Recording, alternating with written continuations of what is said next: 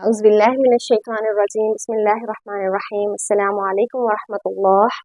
سورہ فاتحہ کی 3 آیات کو سمجھ لینے کے بعد آج ہم پھر ملے ہیں آیت نمبر 4 کے ساتھ، اور اگر وہ 3 آیتیں آپ نے پہلے سمجھی ہوئی ہیں تو یہ جو چوتھی آیت ہے آج کی، یہ ان 3 آیات سے جڑی ہوئی ہے۔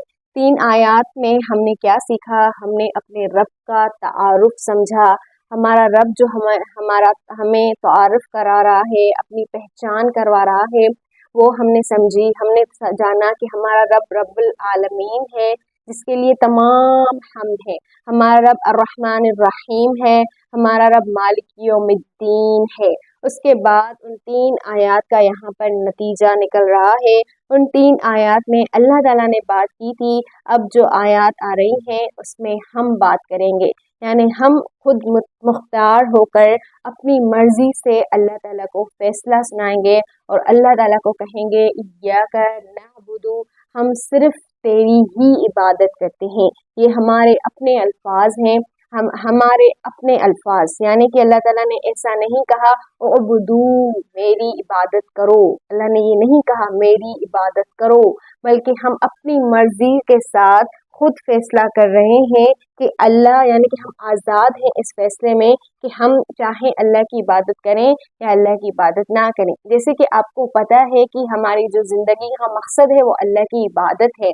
اگر کوئی انسان اپنی مرضی چلا کر اللہ کی عبادت نہیں کرتا، جیسے آپ کو پتہ ہے کہ بہت سے انسان ایسے ہیں دنیا میں جو کسی بھی رب کو نہیں مانتے یا پھر اللہ کے ساتھ دوسرے رب کو، دوسروں کو شریک کرتے ہیں، تو وہ ان کی اپنی مرضی ہے، وہ ان کی اپنی زندگی ہے، وہ ان کی اپنا چناؤ ہے، اپنی رائے ہے۔ اللہ تعالیٰ نے ہم انسان کو خود مختار بنایا ہے، مرضی دی ہے، تو اپنی مرضی اللہ کو سمجھ لینے کے بعد ہماری مرضی کیا بنتی ہے؟ ایاک نعبد و ایاک نستعین۔ ان 3 آیات کا نتیجہ کیا نکلتا ہے؟ ایاک نعبد، اللہ ہم صرف تیری ہی عبادت کرتے ہیں۔ اب سوال یہاں پہ یہ پیدا ہوتا ہے کہ ہم اللہ کی عبادت کیوں کریں؟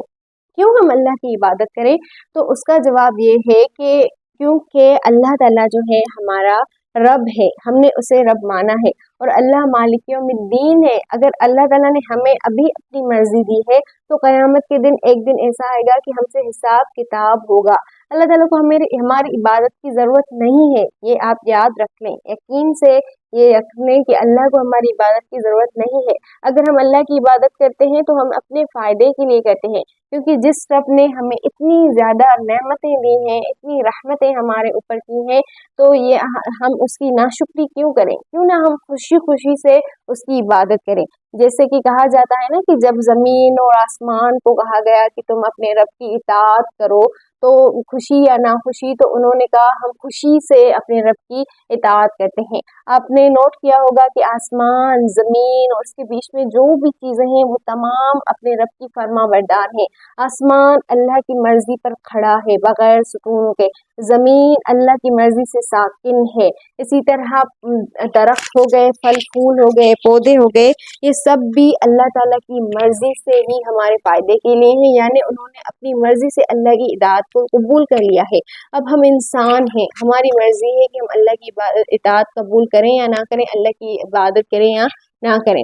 اگر کرتے ہیں تو ہمارے اپنے لیے فائدہ ہے، ہم اپنے لیے جو ہے اللہ تعالیٰ کو راضی کریں گے، تاکہ جب قیامت کے دن ہم اس سے ملیں، جب الدین یعنی مالک یوم الدین، اس دن جس دن فیصلے ہوں گے، جس دن پورے معاملات کو ترتیب دی جائے گی، اس دن جب ہم اللہ سے ملیں تو ہم اللہ کے یہاں اللہ ہم سے راضی ہو جائے، تو ہم اپنی مرضی سے خود فیصلہ کرتے ہیں ایاک نعبد، اللہ ہم صرف اب تیری ہی عبادت کرتے ہیں۔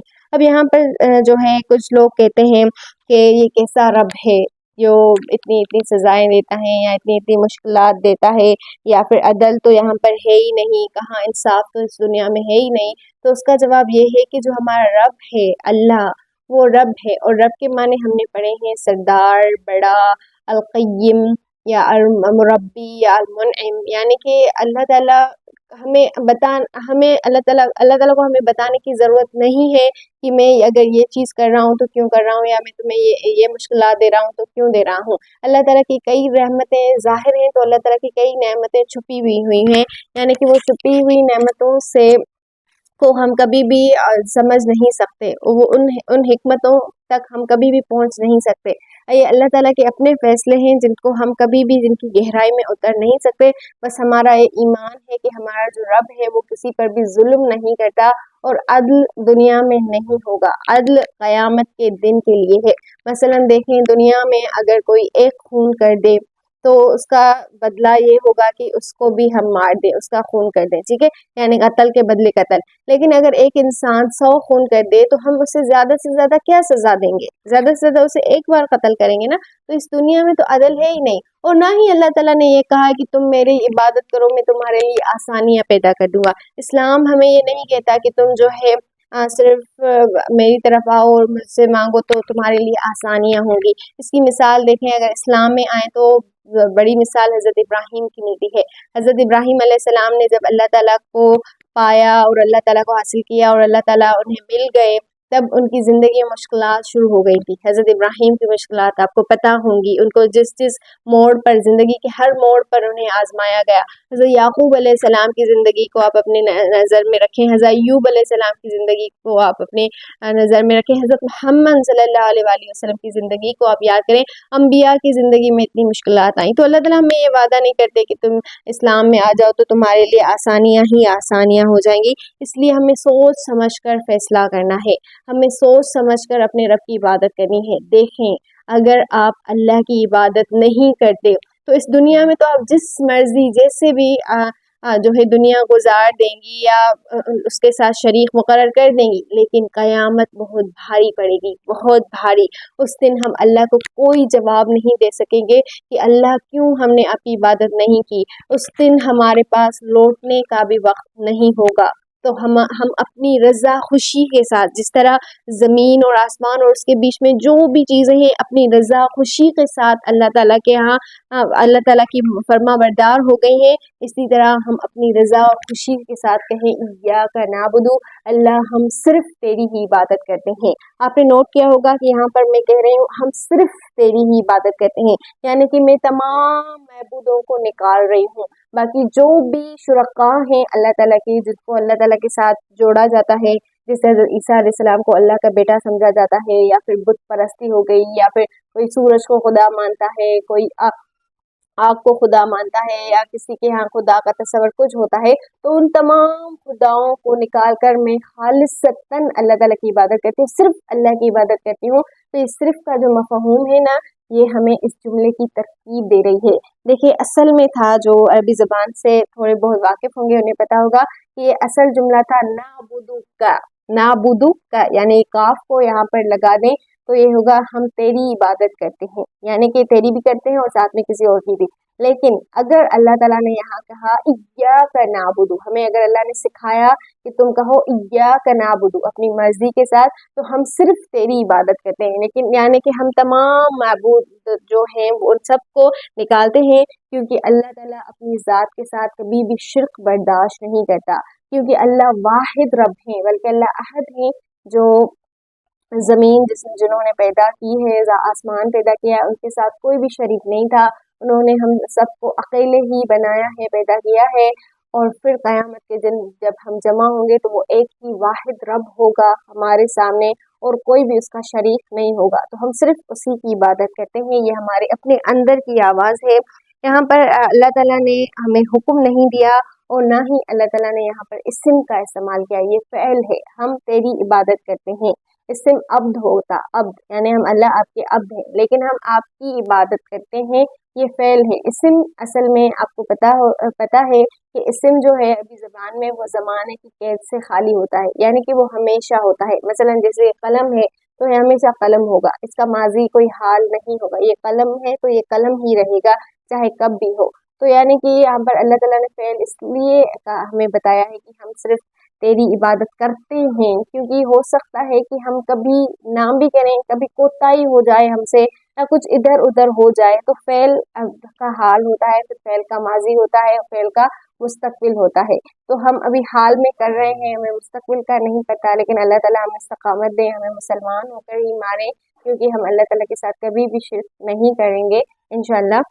تو اللہ تعالیٰ نے یہاں پر اللہ تعالیٰ نے یہ بھی نہیں کہا کہ نحن عباد لک خاصہ، ہم خالصتاً آپ کی عبادت کرتے ہیں، کیونکہ اگر ہم اللہ تعالیٰ کی بات خاص طور پر کرتے تو اس میں کوئی بھی جھول اللہ تعالیٰ کو پسند نہ ہوتا، یعنی کہ عبادت کرتے جو بھی ہلکی پھلکی کوتاہی ہو جائے گی تو اللہ تعالیٰ انشاءاللہ ہمیں وہ معاف کر دیں گے۔ ایاک نعبد و ایاک نستعین میں یہ سکھایا گیا ہے کہ ہم صرف آپ کی ہی عبادت کرتے ہیں، صرف آپ کی، لیکن اس عبادت کرنے میں اگر تھوڑی بہت کوتاہی ہو جائے تو پھر وہ آپ ہمیں معاف کیجیے گا۔ اور اس کے بعد فوراً بعد اللہ تعالیٰ نے ہمیں سکھایا وَإِيَّاكَ نَسْتَعِينُ، اور ہم آپ ہی سے مدد مانگتے ہیں، کیونکہ عبادت کے ساتھ ساتھ جو مشکلات آئیں گی یا عبادت کا جو طریقہ ہے وہ کیسے آئے، اس کے مدد کے لیے بھی ہمیں اللہ تعالیٰ کی ہی ضرورت ہے۔ اور اللہ تعالیٰ کو ہم کہہ رہے ہیں وَإِيَّاكَ نَسْتَعِينُ، اور ہم ہر حال میں صرف آپ ہی سے مدد مانگتے ہیں۔ دیکھیں مدد مانگنے کے لیے اور بھی الفاظ آتے ہیں، جیسے سأل یسأل، سأل یسأل سوال کرنا یعنی مانگنا کچھ، نصر ینصر یہ بھی مدد مانگنے کے لیے آتا ہے، اسی طرح مد یمد یہ الفاظ جو ہیں یہ مدد مانگنے کے لیے آتے ہیں۔ لیکن استعان یہ کس طرح کی مدد ہے؟ استعان کو سمجھیں، اس مدد کو اس طرح سمجھیں جیسے کہ ہم جو ہیں خود ایک اپنا کام کریں، صحیح، جیسے کہ آپ کو جو ہے آپ کے یہاں مہمان آ رہے ہیں اور آپ کو کچن میں زیادہ کام ہے آج، تو وہ آپ خود بھی کر رہے ہیں لیکن آپ تھک گئے ہیں یا زیادہ کام ہے آپ مینیج نہیں کر پا رہے ہیں، تو آپ ساتھ میں اپنی کسی بھی ریلیٹیو یا کسی بھی کزن کو کہہ رہی ہیں کہ آؤ میری مدد کراؤ، یعنی کہ وہ آپ پہلے خود محنت کر رہی تھی، پہلے خود کام کر رہی تھی، پھر آپ نے کسی سے کہا کہ میری مدد کرواؤ آ کر۔ تو استعان کے معنی ہوتے ہیں ایسی مدد جس میں انسان اپنی محنت کرے اور پھر دوسرے کی طرف مدد آئے۔ تو اللہ ہم آپ سے مدد مانگتے ہیں، اس کا مطلب یہ ہے کہ اللہ پہلے ہم اپنی پوری محنت کریں گے، آپ کی عبادت کریں گے، لیکن اس عبادت کے بیچ میں جو کوتاہی ہو جائے، اس عبادت کے بیچ میں اگر کچھ ادھر ادھر ہو جائے یا اس عبادت کا جو طریقہ ہے اس سب کے لیے ہم آپ کی مدد چاہتے ہیں، یعنی کہ مدد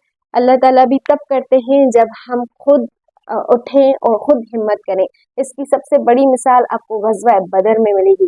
غزوہ بدر میں صحابہ کم تھے، ان کے پاس سامان کم تھا، لیکن ان کے پاس ہمت تھی، جو ہمت انہیں بدر کے میدان پر لے کر آئی تھی۔ بدر کے میدان پر صحابہ اترے تھے اور انہوں نے وہ لشکر دیکھا تھا کفار کا جو زیادہ تھا، جس کے پاس ذریعے بھی زیادہ تھے، سامان بھی زیادہ تھا، لیکن وہ ڈرے نہیں تھے۔ کیوں؟ کیونکہ ان کے اندر اپنی ہمت تھی، انہوں نے پہلے اپنی محنت کی تھی، اس کے بعد اللہ تعالیٰ نے اس مٹی کے ساتھ ان کی مدد کی تھی جو آپ صلی اللہ علیہ وسلم نے مٹھی میں لے کر ان کے منہ پہ ماری تھی اور تمام کفار کے آنکھوں میں چلی گئی تھی، اور اس کے ساتھ ساتھ اللہ تعالیٰ نے ان کی فرشتوں کے ساتھ مدد کی تھی، فرشتے آئے اترے تھے ان کی مدد کے لیے۔ تو ان کی مدد کے لیے فرشتے شروع میں نہیں اترے تھے، شروع میں صحابہ ریلیکس ہو کر بیٹھ نہیں گئے تھے، سو نہیں گئے تھے کہ بس جو ہے ابھی اللہ خود ہی مدد کریں گے، ہم مدینے میں بیٹھ کر آرام کرتے ہیں۔ صحابہ کو بدر کے میدان پر جانا پڑا تھا۔ اسی طرح ایک اور مثال ہے حضرت ابراہیم علیہ السلام کی۔ حضرت ابراہیم علیہ السلام کے لیے آگ ٹھنڈی تب ہوئی تھی جب انہوں نے آگ میں چھلانگ لگائی تھی۔ آگ میں چھلانگ لگانے سے پہلے آگ ٹھنڈی نہیں تھی، آگ گرم تھی۔ حضرت ابراہیم علیہ السلام نے پہلے اپنی محنت کی تھی، پہلے ان کے اندر اپنی مضبوطی تھی، اس کے بعد اللہ تعالیٰ کی مدد آئی تھی۔ تو اللہ کی مدد آتی ہے لیکن پہلے ہم خود اٹھتے ہیں، پہلے ہمیں خود کو اٹھنا پڑتا ہے، اس بات کو سمجھیے گا۔ ہم کیا کہتے ہیں؟ ہم کہتے ہیں کہ اللہ تعالیٰ نے تو میری دعائیں قبول نہیں کر رہے ہیں، اللہ تو میری مدد ہی نہیں کر رہے ہیں، میں تو اتنی تکلیف میں ہوں، میرے پاس تو یہ پریشانی آ گئی، لیکن اللہ تو قبول ہی نہیں کرتے۔ تو ہم کیا کرتے ہیں؟ ہماری اپنی محنتیں کہاں ہیں؟ پہلے ہم اپنی محنتیں کریں، اس کے بعد اللہ تعالیٰ کی مدد ضرور بھی آئے گی۔ تو یہاں پر اللہ تعالیٰ نے پہلے کہا کہ عبادت، یعنی اللہ نے پہلے اپنی عبادت کا ذکر کیا، اس کے بعد مدد، یعنی پہلے اللہ اس کے بعد ہم۔ اس سے ایک بات یہ بھی پتہ چل رہی ہے، کیونکہ اللہ تعالیٰ چاہتے تو ایاک نستعین اور ایاک نعبد بھی کہہ سکتے تھے کہ ایاک نستعین و ایاک نعبد، اللہ ہم تجھی سے مدد مانگتے ہیں اور تیری ہی عبادت کرتے ہیں۔ پہلے مدد نہیں، پہلے اپنا کام، صحیح ہے؟ ہماری زندگی کا مقصد ہے، اللہ تعالیٰ ہمیں ایک مقصد دے رہے ہیں۔ جیسے دیکھیں اگر ہم سفر پہ جاتے ہیں، کسی سفر پہ، تو اس سفر میں ہمارا مقصد اسٹاپس نہیں ہوتا، کہیں ہم نے کھانا کھانے کے لیے ہم رک گئے، कहीं जो है पेट्रोल भराने के लिए हम रुक गए गाड़ी में, तो ये हमारा मकसद नहीं है। ये हम इसलिए वहाँ पर रुकते हैं ताकि हम अपने मकसद को पूरा कर सकें। तो हमने क्या किया है, अब हम छोटे छोटे स्टॉप्स पर अपनी ज़िंदगी रोक देते हैं और उनको ही अपना मकसद बना लेते हैं, वही हमारी ज़िंदगी होती है। नहीं, लेकिन हमारा मकसद हमारे मरने तक है।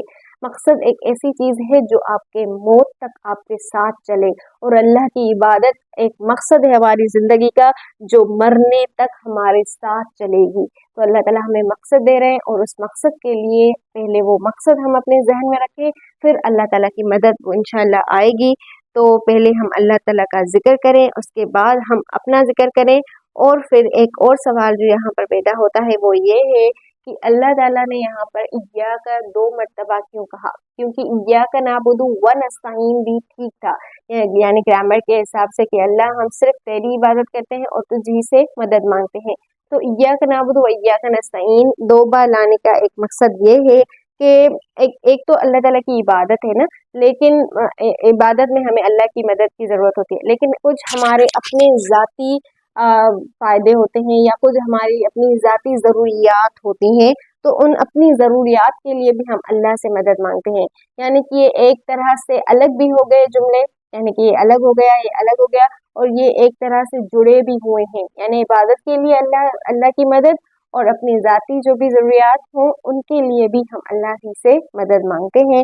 तो ये है इय्याका नअबुदु व इय्याका नस्तईन का मतलब। अल्लाह ताला हमें अपना फर्माबरदार बनाए, अल्लाह ताला हमें अपने लिए खालिस कर दें, ताकि हम अल्लाह ताला के साथ किसी को भी शरीक ना करें। और ये जो बात हम अल्लाह ताला के साथ कर रहे हैं ये आगे भी चलेगी इंशाअल्लाह। आयत नंबर 5 के साथ हम दोबारा मिलेंगे। अल्लाह ताला हमें इस्तिकामत अता करें। अस्सलामु अलैकुम।